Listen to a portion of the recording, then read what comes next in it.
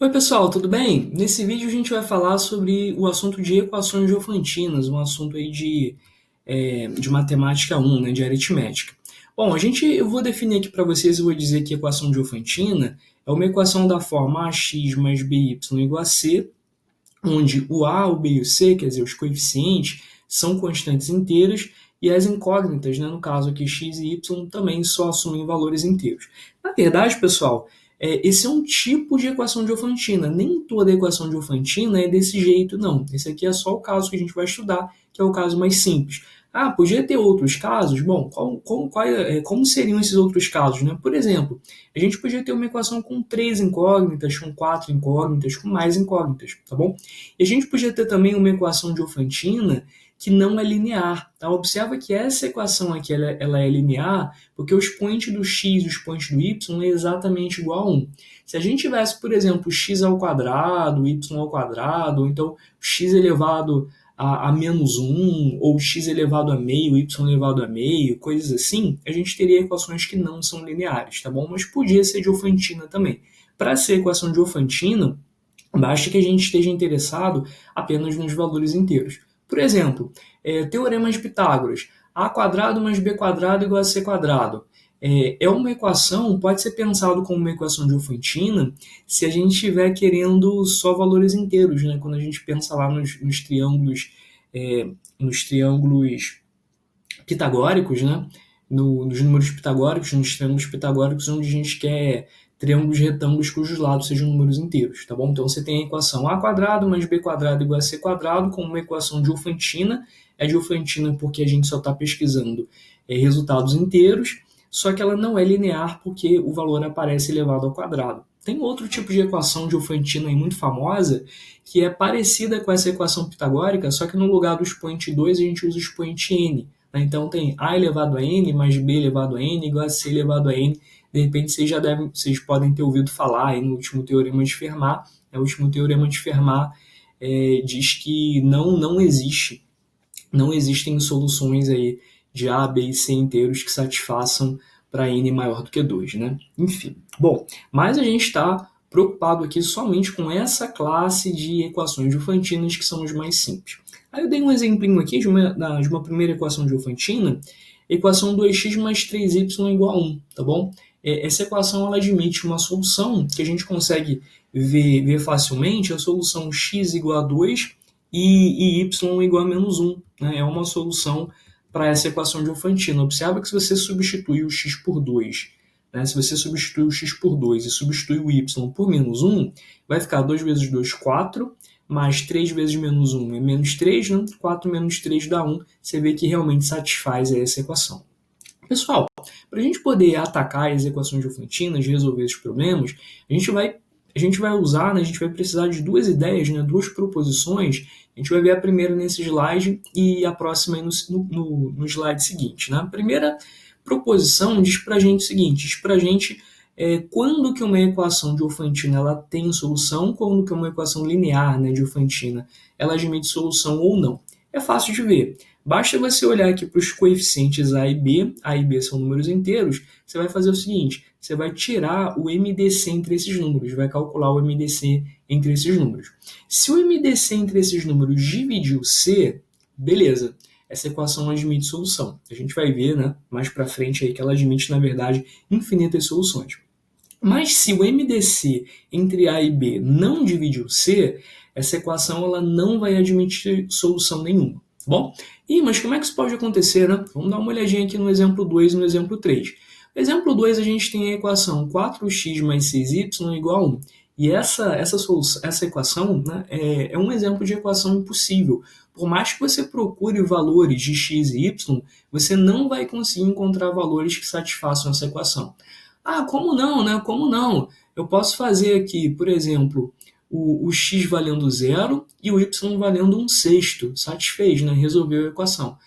Só que y igual a um sexto não vale para a gente, porque lembra, né? A gente está olhando só para incógnitas, para valores aqui das incógnitas, né? Das variáveis, apenas valores inteiros, tá bom? Então, você pensar nessa equação como uma equação diofantina, aí ela não admite solução, não existe solução inteira.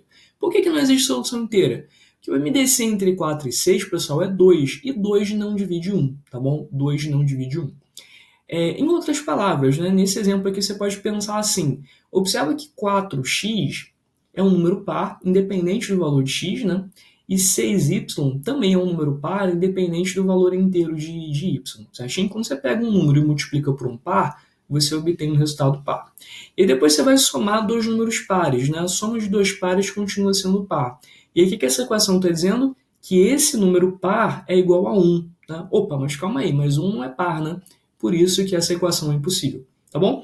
Nesse caso aqui, a gente usou essa ideia de par ou ímpar porque o MDC é 2, né? Mas se o MDC fosse 3, fosse 4, fosse 5, a gente teria aí raciocínios análogos, né? Se o MDC fosse 3, por exemplo, entre 4 e 6, o que aconteceria? O primeiro membro da equação seria um número inteiro múltiplo de 3. Então, o segundo membro tem que ser necessariamente um número inteiro múltiplo de 3 também. Né? Se ele não for, a gente sabe que essa equação ela é impossível. Outro exemplo, pessoal, dá uma olhadinha aqui na equação 101x mais 235y igual a 2020. E aí, né? Fica bem ruim de resolver essa equação, né? Dá bastante trabalho porque os números são muito grandes, mas de uma coisa você pode ter certeza. Essa equação, ela tem solução, tá? Existe alguma solução inteira. Não me pergunte qual, né? Porque é complicado aqui de resolver, né? Daria um trabalho aí pra gente encontrar. Mas que existe, existe. Por que eu sei que existe? Porque o MDC entre A e B, o MDC entre 101 e 235, o MDC é 1. E 1 divide 2020. Então, eu posso garantir, né, usando aqui a proposição 1, a proposição 1 ela me permite concluir que certamente essa equação de Diofantina admite solução, alguma solução inteira. Tá bom? Pessoal, então a proposição 1 permite que a gente decida, né, olhando para uma equação Diofantina linear, permite que a gente decida, né, se ela admite ou não solução.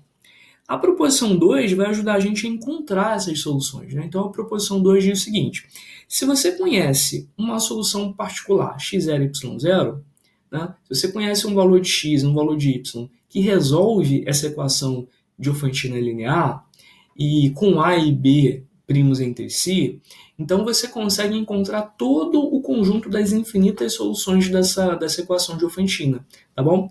A partir aqui do x0, do par x0 y0, você vai fazer o seguinte: no x0 você vai subtrair b vezes k é algum número inteiro qualquer, né? E na segunda coordenada, aqui no y0, no y, né, você vai somar o y0 com mais a vezes k, onde k é o mesmo número, né? É o mesmo valor aqui inteiro, mas é um número inteiro qualquer, tá bom? Ah, mas calma aí, mas eu preciso então garantir que A e B sejam primos entre si, né? E se eles não forem primos entre si, o que eu faço? Faz mal, né? Se eles não forem primos entre si, o MDC vai ser um número D, né? D maior do que 1. O que você vai fazer? Você vai dividir a equação toda por D. Então, como D é MDC entre A e B, ele vai dividir A e vai dividir B. Ah, e se ele não dividiu C? Se não dividiu C, é aquele caso da proposição que a gente viu. Deixa eu voltar aqui. O exemplo 2 é o caso da equação que não admite solução, tá bom?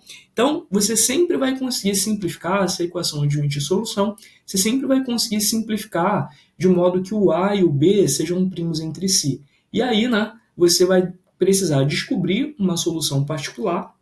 E a partir dessa solução particular, que pode ser qualquer uma das infinitas soluções da equação, você vai conseguir construir, né, todo o conjunto de solução dessa equação Diofantina.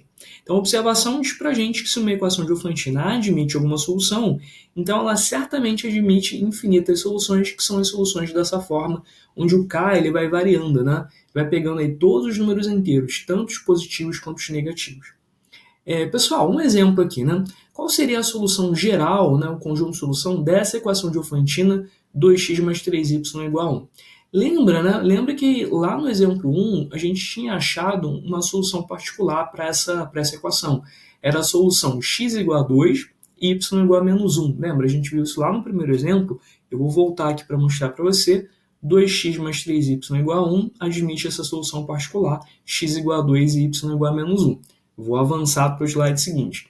A partir, pessoal, dessa solução, né, 2 e menos 1, a gente consegue construir aqui o caso geral. Então é só eu somar aqui b vezes k, o b é 3, e aqui eu subtraio, apareceu uma vírgula aqui, não era para aparecer, né? Aqui é menos 1 menos a vezes k, tá bom? Essa vírgula aqui não tem. São só dois valores, né? O primeiro valor do par ordenado e aqui o segundo valor do par ordenado, essa vírgula não existe. E esse k, pessoal, ele pode variar do jeito que você quiser nos inteiros, tá? Por exemplo, você faz k valendo menos 1, você encontra uma solução, menos 1 e 1. É a solução dessa equação original? Vamos lá, vamos testar, né? Faz o x valendo menos 1 e faz o y valendo 1. Vai ficar menos 2 mais 3 igual a 1. Funcionou. Faz o k valendo 0. A gente chegou na solução inicial, né, que a gente já tinha descoberto. Faz o k igual a 1. O que você vai encontrar? Você vai encontrar 2 mais 3 é o valor de x, 5, menos 1 menos 2, né, menos 3 é o valor de y. Funciona, vamos substituir nessa equação. 2 vezes 5, 10, 3 vezes menos 3 é menos 9, 10 menos 9 deu 1, tá bom? Então, para qualquer valor de k que você tentar, né, eu quero que o k, quero substituir no valor de k 2020, funciona? Você vai substituir aqui 2020, né, o valor de x vai ser 2 mais 3 vezes 2020 e o valor de y menos 1 menos 2 vezes 2020. Você testa depois aqui na equação original, você vê que realmente é uma solução, tá certo? Então, são infinitas soluções. Pessoal, vamos lá, né? Mais um exemplinho, né? Começar a pegar exemplos mais interessantes.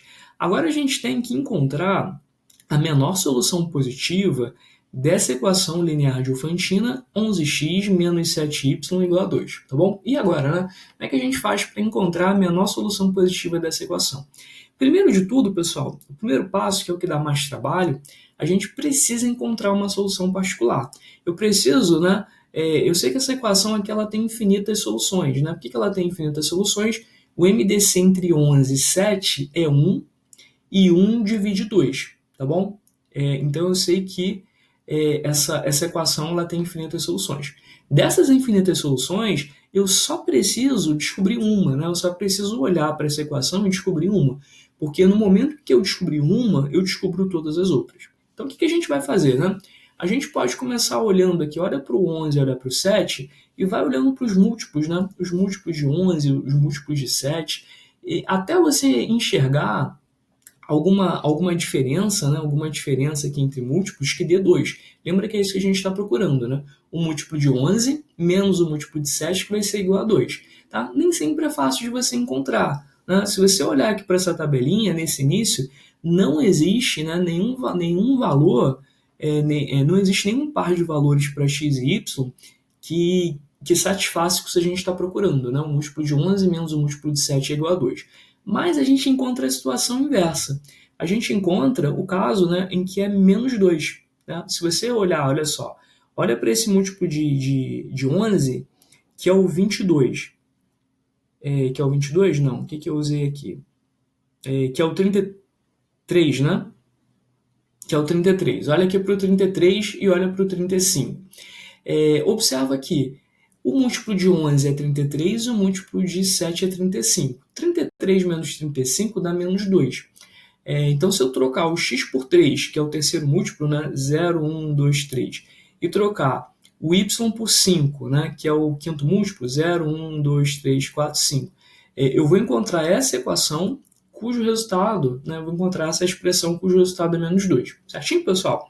Então, eu encontrei, né, um múltiplo de 11 menos o múltiplo de 7, que é igual a menos 2. Poxa, que pena, né? Se fosse igual a 2, resolveria o nosso problema, mas não é igual a 2, é igual a menos 2. O que você vai fazer? É fácil, né? É só você multiplicar essa equação toda por menos 1.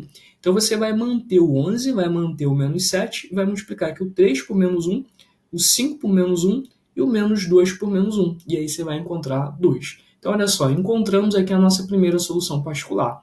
Se você fizer x valendo menos 3 e fizer y valendo menos 5, 11 vezes x menos 7 vezes y dá exatamente 2. Então, a gente encontrou a nossa primeira solução particular, menos 3 e menos 5. Certinho, pessoal? Então, nem sempre você vai conseguir encontrar exatamente o valor que você quer, mas se você encontrar um valor que te ajude, né? Se você encontrar um valor que seja um divisor, né, do valor que você quer, já é o suficiente. Por exemplo, a gente podia ter usado aqui o 22 e o 21 também, né? se você faz 11 vezes 2 é 22, se você faz 3 vezes 7 é 21, você podia colocar aqui no lugar do x o 2 e aqui no lugar do y o 3. Né? Ah, mas não deu o 2 que a gente queria, deu 1. Não faz mal, você multiplica por 2. Né? E aí ficaria assim, ficaria 2 vezes 2, 4, né? Aqui seria 3 vezes 2, 6, né? Então seria 4 e menos 6, né? 4 e menos 6 seriam 4 e 6, né? 4 e 6 seria uma solução. E realmente, olha só, 4 e 6 a gente vai ver depois que é uma solução mesmo. Pessoal, então a gente podia ter encontrado essa solução também. Qual é o segundo passo? Né? Depois que você já encontrou uma solução particular, você vai encontrar a solução geral. Então está aqui a formulazinha que eu tinha mostrado para vocês lá na proposição 2. Observa que essa fórmula ela só funciona quando A e B são primos entre si. É o caso aqui do 11 e do 7. Se eles não fossem primos entre si, eu ia ter que ainda dividir esse B e esse A pelo MDC entre os dois, tá bom? E aí a fórmula fica um pouco mais complicada. Mas vamos combinar que a gente sempre vai usar o A e o B primos entre si. Se eles não forem primos entre si, a gente simplesmente simplifica a equação, até que eles se tornem primos entre si.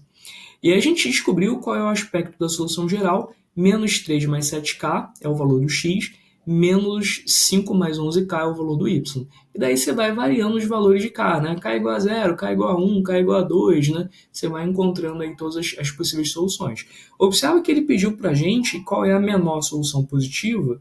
A menor solução positiva é essa, né? Quando a gente tem x igual a 4 e y igual a 6, tá? Ah, mas se eu continuar aqui, eu não vou encontrar uma solução menor, de repente, algum dia? É impossível, né? Porque você vê que os valores de x eles estão crescendo à medida que a gente aumenta aqui o valor de k. E mesma coisa com os valores de y. Então, se a gente continuar, né, fazendo k igual a 3, k igual a 4, k igual a 5, a gente vai encontrar valores cada vez maiores, né? Então, maiores do que a solução 4 e 6 que a gente encontrou. E se você pegar valores para cá negativos, mesma história, né? Você vai pegar aqui esses valores, né? Os valores de x e de y, eles sempre vão ser negativos, eles vão ser negativos, vão ser números cada vez menores, né? Cada vez mais distantes aqui do positivo. Eles vão se tornar cada vez mais negativos, à medida que você vai pegando números, valores para cá igual a menos 1, menos 2, menos 3 e assim por diante. Bom, então a gente consegue verificar que realmente, né, a menor solução positiva para x e y é 4 e 6. Pessoal, mais um probleminha aí, vamos ver. Agora a gente quer saber o seguinte: encontre todas as soluções positivas de 8x mais 3y igual a 35. Então vamos lá, né? A gente já sabe como fazer. A gente começa, né, procurando aí a solução particular com bastante atenção. Então eu escrevi aqui os múltiplos de 8, escrevi os múltiplos de 3 e a gente vai olhando, né? Vai olhando aí até encontrar alguma coisa que seja útil. Observa que a gente quer que a soma seja 35, né? E aí, será que é fácil encontrar um múltiplo de 8 e um múltiplo de 3 cuja soma dá 35, olhando aqui só para essa tabelinha, né? É fácil, né? É só você olhar aqui para o 32, que é 8 vezes 4, e olhar aqui para o 3, que é 3 vezes 1, e observar que 32 mais 3 dá 35. Então é só fazer 8 vezes 4 mais 3 vezes 1 igual a 35, né? Dessa vez a gente nem precisou multiplicar por nada, né? A gente já encontrou o número que a gente queria. X igual a 4, y igual a 1, já é a nossa solução particular. E agora, né, para a gente encontrar a solução geral, eu vou fazer aqui menos b vezes k. O b, pessoal, é 3, né? Aqui o b é 3 e o a é 8. Então eu faço aqui no primeiro, eu subtraio 3k, e no segundo eu somo, né, 8k. Ah, e se eu fizer o contrário? E se eu somar 3k aqui e subtrair 8k aqui? Não faz mal, né? Não tem problema nenhum. É só você trocar o sinal aqui do k. Né? Como o k ele assume todos os valores positivos inteiros, todos os valores negativos inteiros, não vai ter problema nenhum. Né? Você só estaria trocando aqui o sinal do k, mas isso não vai fazer diferença nenhuma para a gente. Terceiro passo, pessoal. Observa, né? O problema pediu todas as soluções positivas. Então, eu já tenho aqui o aspecto do x, eu já tenho o aspecto do y, eu preciso garantir que ambos sejam positivos, ambos sejam maiores do que zero. Então, para o x ser positivo, eu preciso que o k seja menor do que 4/3.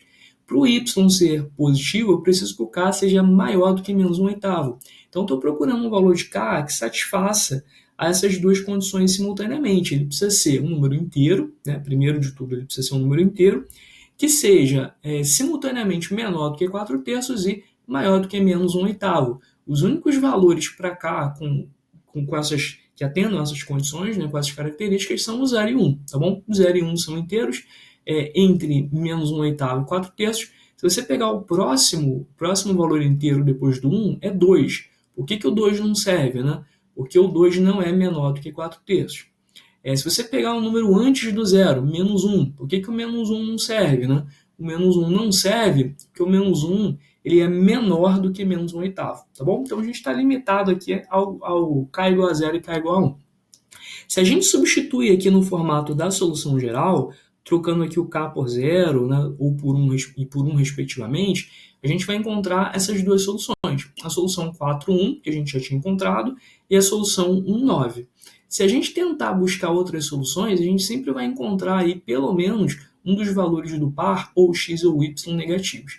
Então, né, as únicas soluções positivas são essas duas que a gente está vendo, 4,1 e 1,9. Ok, pessoal? Vamos lá. Mais uma, né? Aliás, mais uma não. Deixo agora para vocês sessão de exercícios, tá certo? Exercício aí para vocês praticarem. Tem duas questões do Colégio Naval aí na primeira e na segunda questão, né? A primeira é de 2018, a outra é de 2009, né? Um pouco velhinha. Não é um assunto que cai, assim, com muita frequência, né? No Colégio Naval. Vamos lá, tem mais duas questões aí para vocês verem também. Peguei essa quarta aí bem bonitinha da OpenMap, bem interessante. Pessoal, bom, peço para vocês tentarem resolver, né? Vou mostrar aqui na próxima tela o gabarito, tá? O gabarito está aparecendo para vocês e depois no próximo vídeo a gente volta com as soluções. Certinho, pessoal? Tchau, tchau e bons estudos.